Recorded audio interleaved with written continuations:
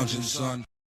All right, welcome back to the Comic Lounge. My name is Ryan, and with me today, I got Mahdi Khene. We are gonna flip through his recent book, his underground comic, Full Power. Super stoked to kind of go through this with you, dude. And yeah, dude, let's talk about it. So this isn't the first time you've done magazine size. This is bigger than your other ones. I'll just show people just to kind of compare. This is an issue of Steel Streets, and this is Full Power. Yeah, the last magazine size thing I did was ink on paper. Yeah. That was kind of my last magazine size, but I've never done a magazine like comic before. So what was the decision to kind of switch? Because all your books are different, like sizes. Like you have your Steel Streets, then you have another mini thing that you did that you sent me. Yeah, right yeah. here. So you're always playing with like the format and stuff, which I really dig. Like everything's always, and even like so much as like the paper feels a little bit different too. For sure, yeah. So can you let's talk about this one real quick? Like, where did the idea come from? This, I mean, you call it an underground comic. I was at Forbidden Planet in New York. I was doing dropping off some books, and I was going through the indie section, and there was a couple new books by Strangers Publishing. I don't know if you're familiar with it. Yeah, so they had this one by Jasper Jubinville called Dynamite Diva, and it's a great underground book, very much reminiscent of all the older underground guys and everything. And then I also got a Spain Rodriguez book. I was just going through it, and the amount of panels per page and the black and white art and the gritty nature. I just wanted to do it. I'm the kind of guy that when I see something I like, I just want to do it as well. Mm-hmm. So I just decided that between pages of Steel Streets, I would just do a little underground comic. Yeah, this is like one of my favorite things you've done. This was I read this yesterday. I was saving it till before I knew we were gonna talk, but I really dig. I just love how you design stuff too. You have a real good eye for design. Like just even this, like where you have the credits and you have your stuff over here, like the scans of like these old ads. Mm-hmm. And old like listings and stuff for cars, and like why there's a bunch of Mustang ads in here once you get into the story. Like at first you don't see or you don't know, but like then you get into the story. I love DeLuca, by the way. This dude, like when I was reading him, I heard your voice come out of his mouth. Like that's what I was hearing the entire time. I was reading it, like it made me laugh while I was reading. I need to do an audiobook. You should.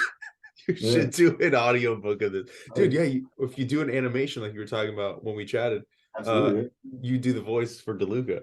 Yeah. So, I mean, right off the top, dude, like I love the way you like kind of come into his world and like the close up of him. So, look, can you talk a little bit about like where did the inspiration for DeLuca come from?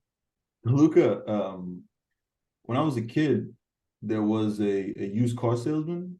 Mm-hmm. That tried to sell our family a Mustang, and his name was Luca. I mean, he was this kind of sleazy guy, and he was really the things he would say to try to sell us the car. He'd be like, "Oh, it runs quick. It's full power, full power. Like don't even worry about it. It's full power." He was just telling us about the car. And his name was Lewis. I had the idea. I thought to myself, I was like, "Yeah, fuck it. The Luca's his name. He wants a Mustang. Now let's go get him into some shenanigans." And what's up with this fucking cat, dude? I was babysitting the cat at the time. That's it. Was the cat like demonic looking or what? Was it like an evil son of a bitch? Or what? Nah, honestly, it was the cutest cat I've ever seen. But yeah, you just kind of break stuff sometimes. But okay, yeah. So this comic is one of those things that I wouldn't. It's not like it was a project I was working on continuously, right? So I would do a page and just kind of not worry about it, and then something would happen, like a cat would come in to my life, and so then I would see it and I would be like, oh, I should do a page about this fucking annoying cat that's just a piece of shit. I don't know, it's just it made me laugh. Just the idea. Dude, it's hilarious.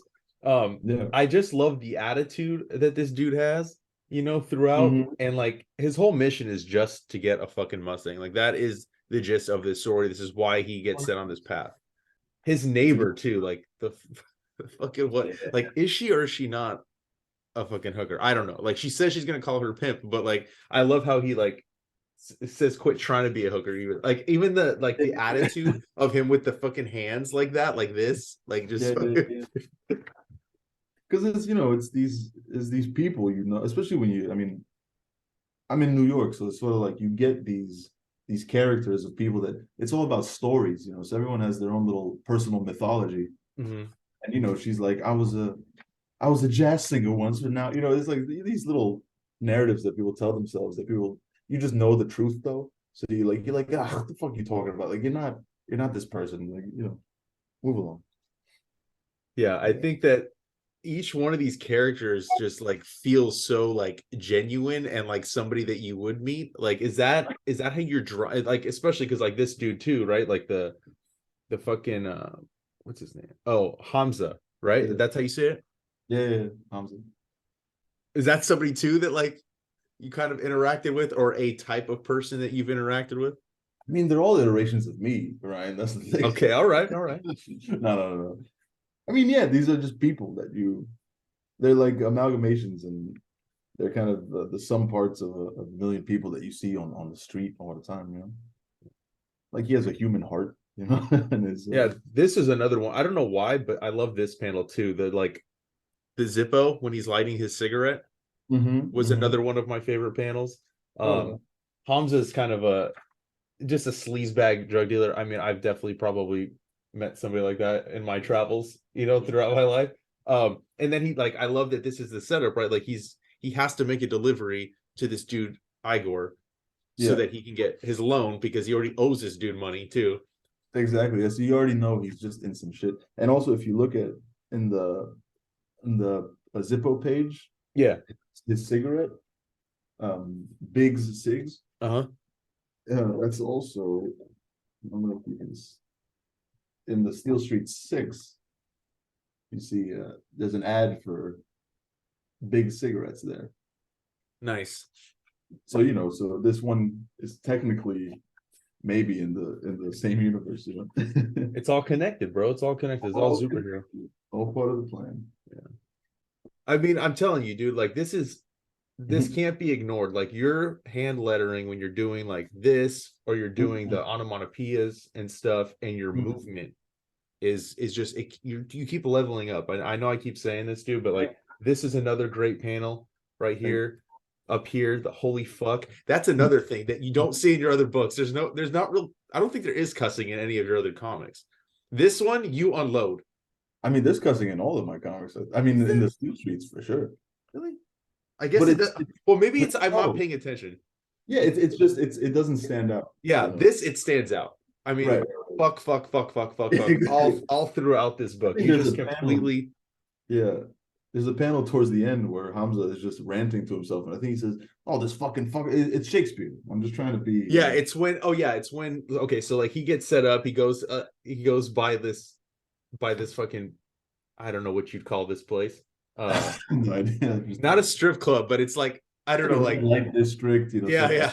So he goes in there and he loses his fucking jacket. Like yeah, like this guy. He's like, "Oh, what's this? A looky loo?" He's like that kind of guy. He's just a sleaze. he is a scumbag, dude. No matter what he's doing from page to page, he's on this mission to get the money. He goes back to he goes back to Peggy. He manipulates her so that he can get the ride. It's just one sleazebag move after another, dude. It's just this was just, dude. I kind of want to see more of this world because this book was just like I could not stop laughing. And then he loses his fucking jacket that has the stuff for Igor, and then he fucking meets this dude on the street. Yeah. Oh man, poor guy. Poor guy, dude. Actually, a quick thing about the lettering that you mentioned. Yeah. So I had actually done the lettering practically on the board for the first start with my aim lettering guide and everything. But I think it was the first time really I had done lettering like that for a comic. So I ended up scrapping it and making my own font and then doing the lettering digitally in post. Oh, that's dope, dude. Yeah, I've heard about that. I've heard about people saying how like they can like make your own font from your own lettering. Right. Yeah. I mean, it's great. I think I use this thing called Calligrapher, where you download their template and you just draw it in, and then it goes in and it just makes a font on directly on the website. Oh, that's fucking sick, dude. Yeah, but this guy right here, dude, I think the thing I like the most is like you don't really know where the story's gonna go. Like it definitely ends up in a place that's like fuck. You like well, this dude, I kind of figured something was gonna happen to him, like when he Right. sets him up and like I felt genuinely bad writing this guy. I was like, oh, poor guy. He's just, what's he saying? yeah, he has no idea Huh? what he's getting Huh? into, dude. Who, He's like, oh me? yeah, dude, your name's DeLuca. Yeah, You yeah, just yeah. because this dude obviously has fucking some sort of amnesia or something, I'm assuming. And I don't know if you caught in the previous page, he's telling him about his jacket. He's like, hey, you're kind of hot in that jacket, aren't you? He's like, yeah, it is a little warm. In the next panel, DeLuca's wearing the jacket. Oh yeah. That I did catch. That was pretty funny, yeah. So stupid. Yeah, I mean, this guy, I really felt bad for him. I'm like, oh, it's a character that she introduced just to, well, you'll see the payoff. For cannon fodder, yeah. But dude, like you see the whole like up here, right? Like he sets him Yeah. up, he goes there and he's like, oh shit, what the fuck's gonna happen? Bang, Yeah. dude, like this fucking panel. Oof. And then this is the panel you were talking about, dude, with Hamza, where he's just like, this motherfucker, fuck, son of a Yeah, like yeah. just ranting, dude. Well, I pride myself in my prose. Yeah, no, dude, this is a great book, dude. I'm telling you, like if anybody has not picked this up yet, this is a book you definitely want to fucking pick up. Because that's a thing that like Steel Streets, obviously you got your thing going with that, right? Like that's an ongoing. Every other book though, you play with genres. Like you have the noir book with Black and Red, you have a sci-fi book, you have all these other genres, and like this one was like, to me, like after reading it, a no-brainer for you to kind of dip into this kind of world, especially because like I don't live in New York, but like you said, like the people you come into contact with are very different than the people I come into contact with in LA. Sure. Oh yeah, yeah.